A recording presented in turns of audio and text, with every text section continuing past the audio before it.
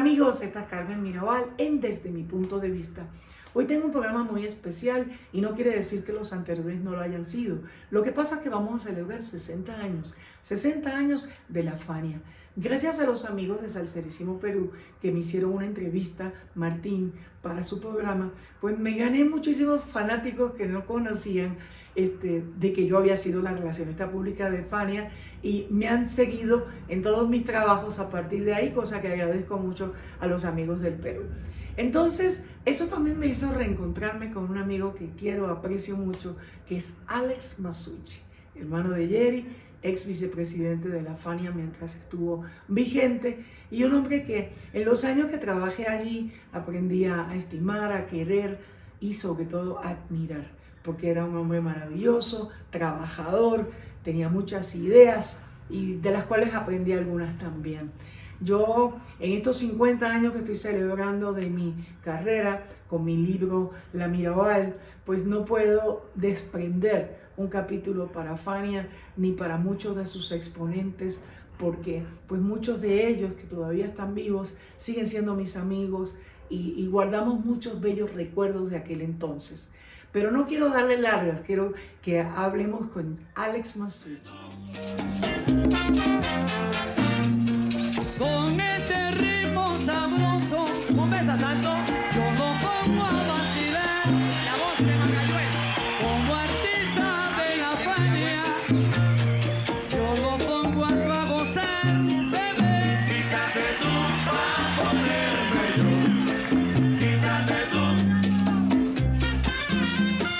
Quítate tú pa' ponerme yo. Quítate tú. Para mañana lo que se puede hacer hoy. Ay, nada más. Que no deje para mañana lo que se puede hacer hoy. Porque si no lo hace ahora, habré paso monira que vengo acabando, mira, porque yo soy el que soy. Quítate tú pa' ponerme yo. Quítate tú. Quítate tú pa' ponerme yo. Quítate tú. Cualquiera puede cantar cuando se copia de otro. El cantar original lo ejecuta muy poco. Por eso estoy orgulloso. Y yo también. Cuando me pongo a versar. No es que quiera criticar, ni que sea lavancioso. Te lo digo, camarada, este negro sí es sabroso. Quítate tú pa' ponerme yo. Quítate tú. Quítate tú pa' ponerme yo. Quítate tú. Ahora quiero decirle lo que aquí me sucedió. Ahora quiero cantarle, caballero, ahí lo que aquí me sucedió. Cogí una cosa en mi mano, me dieron un bofetón. Ay, qué cosa es. Quítate tú pa' ponerme yo. Quítate tú. Quítate tú pa' ponerme yo. Quítate tú. Rafi Mercado, señora, Díselo. si le gusta el mamoncillo. Rafi Mercado, señora, si le gusta el mamoncillo.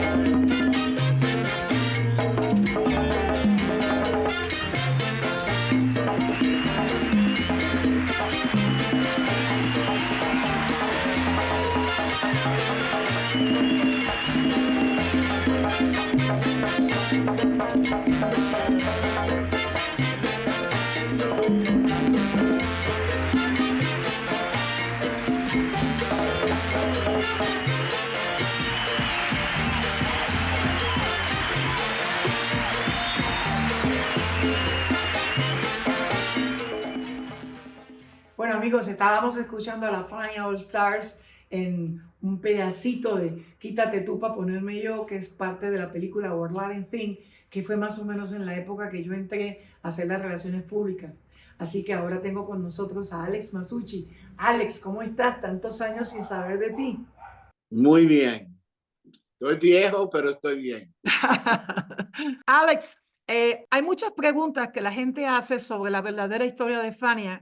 Todavía sigue siendo importante para la gente. ¿Cómo realmente se formó Fania?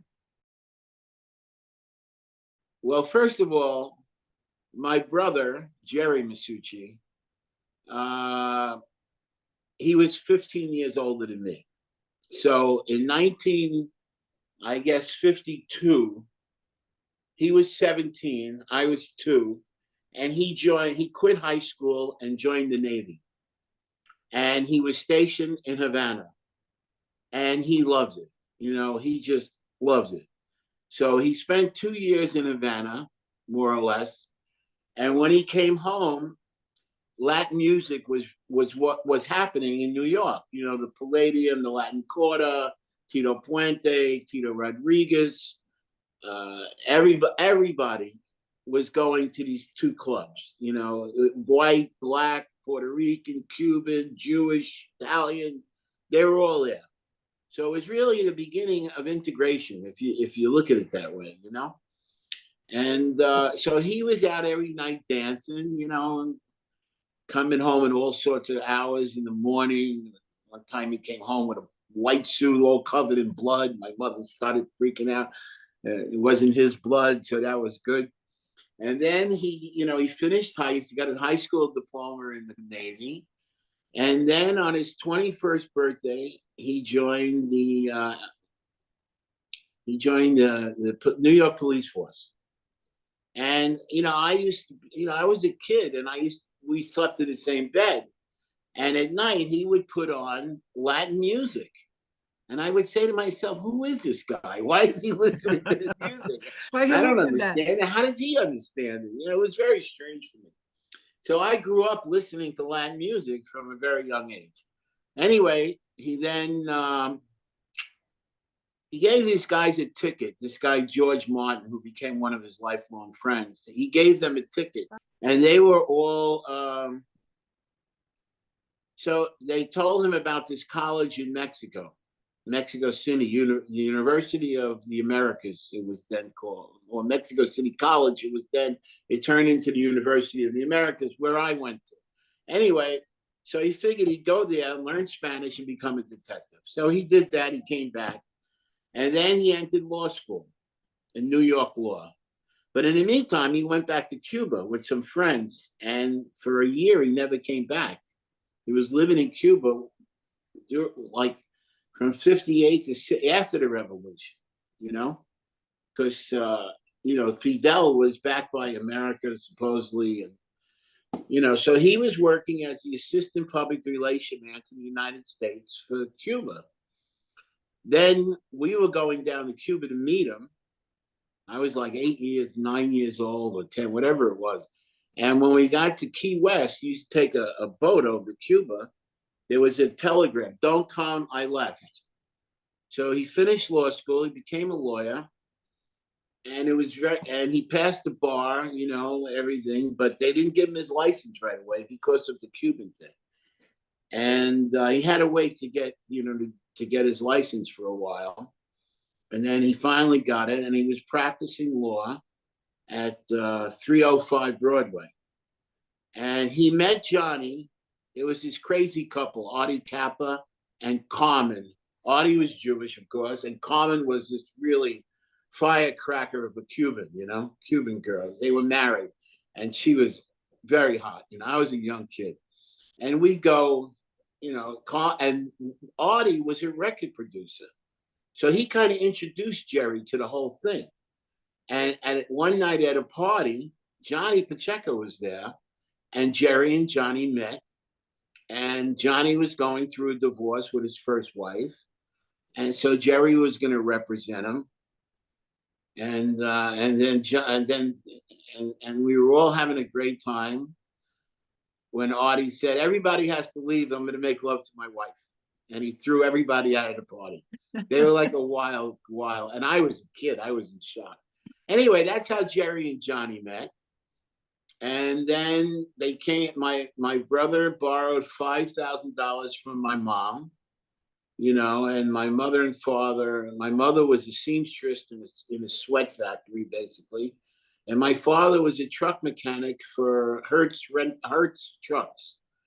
And, you know, he worked like a dog, my father. I mean, he really worked. My mother, too, they worked very hard.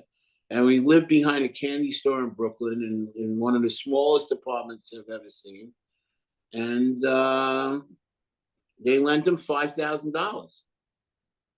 And I didn't really know what was happening. And then one day, my mother she used to make these amazing, I was thinking about her the other day. I mean, she worked in a sweat factory 8 hours every day. She was 4'11". She came home, she shopped, she cooked, she pressed everything. She pressed the sheets, she pressed your socks, she pressed your underwear. And then she would cook for like 8-10 people every Sunday. I don't know how she did it. I had a dinner the other day. I made a nice dinner for about 10 people. It was so much work. It's unbelievable. Anyway, so one day Johnny Pacheco and Mona Pacheco were coming over, and we were sitting outside. My mother had cooked, and all of a sudden this Mercedes pulls up. You know, nobody saw a Mercedes in my neighborhood, you know. So all the neighbors are looking at the Mercedes, and all of a sudden Mona gets out. She was like drop dead gorgeous, you know. Mona, yo la recuerdo muy bien. Era así como una Barbie. Cuando llegaba Johnny Pacheco con ella, todo el mundo la miraba y tenía así el pelo bien largo, bien hermoso. Y yo, como lo tenía largo, yo les decía que cómo hacía para tenerlo tan bonito y tan bien cuidado. Y era bien conversadora, bien encantadora. Me caía súper bien. This looks good. And then, you know, they showed us the album, Cañonazo. And it had the tune Fania on it. And, you know, that's why they named the company Fania, because there was a song Fania on the album. And they couldn't think of what to name the company, and it just all fit together. And then, as Willie Colon once said, it grew organically. And, you know, I mean, the first artist was Larry Harlow. I mean, who would figure that you'd open a Latin music company and the first artist you sign is Jewish? I mean, you know, that's pretty wild right there. And then Larry brought in Ismael Miranda, and Willie came in, and Hector, and Bobby Valentine, and you know, and it was all run out. In the beginning, it was run out of the broom closet at 305 Broadway. And I used to take a train after high school, after junior high school, and take the records and go around to the record stores on a train and deliver the records. And most of them would say, "Hey, get out of here. Get out. We don't need those records. We got them. Get out of here." And then, you know, it kind of grew and grew and grew. And I mean, you know, and then we did the Fania All-Star concert at the Red Garter. I forget the year, maybe 66 or something. And, you know, and then, you know, we did that and, you know, we recorded that live. But before that, I'll tell you a funny story, because they opened the World's Fair in 1964. And I used to go and sneak in, you know. We used to go over the fence, under the fence, you know. We were kids. So one day we got caught, you know. They called our mothers up, you know. My father came, beat the hell out of me, you know. You don't sneak into places, blah, blah, blah. And then I realized that Johnny Pacheco was playing at the African Pavilion every day. So that was like my first benefit. You know, I used to say, Fania Records, Johnny Pacheco, and they let me right in the World's Fair. And then I'd hit Johnny up for like $10 a day, and I had a great time. But anyway, when we did that concert, you know, that was kind of the foundation for the real Fania All Stars. Like that was a lot of invited guests, and Tito Puente was on it, you know, and we had about 80 people there, and we recorded it in the Red Garter. You know, Larry Harlow was my brother said to me, go in that we were recording it from the kitchen. So my brother said, go in there and tell him that the mics are low. So I go in there, and Larry Harlow's making out with like 4 girls. I was like 16. I said, wow, this is great. I like it. And after that, you know, we put the album out. It didn't really have a hit record on it, and it didn't do that great. But a couple of years later, Larry came in with the idea of filming, you know, doing a concert with the All-Stars and filming it. We were going to do the concert, but Larry said we should film it. And then he brought in Leon Gast, who used to do covers for us. Leon had never made a movie before. Yeah. And then he came with a budget of like $170,000. So Jerry said, okay, let's do it. So then we looked for a place to do it, and we were going to do it at the Fillmore West. No, Fillmore East, I'm sorry. But you couldn't dance there. There was no dance, and we wanted dancing, you know? So we called Ralphia Mercado. He was the manager of the Cheater at the time. He wasn't managing any bands. He was running clubs. And Ralphie said no, because we wanted to do it on a Saturday night. And he said, no, you won't draw anybody. Nobody will come. I can't do that. It's my biggest night. So Jerry said, what about Thursday night? So Ralphie said, if I keep the door and I keep the bar, I'll give you the club. So we did it on a Thursday night. And that was really the night that Fania was born, like that night at the Cheetah. And the budget went up from $170,000 to almost $400,000, which at that time was a huge amount of money that we really didn't have, you know. But Jerry was a gambler, you know, and he went with it. And that night, that afternoon, and Cheetah Rivera came by to dance at the club that day when we were rehearsing.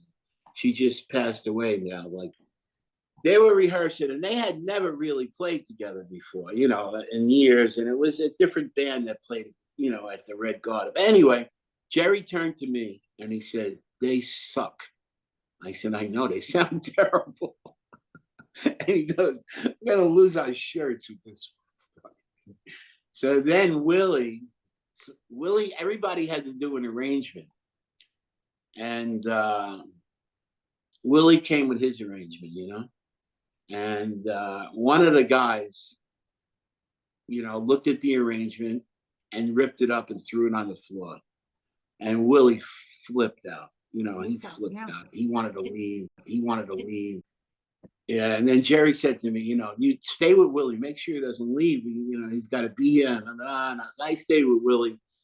He got calmed down. Everything calmed down.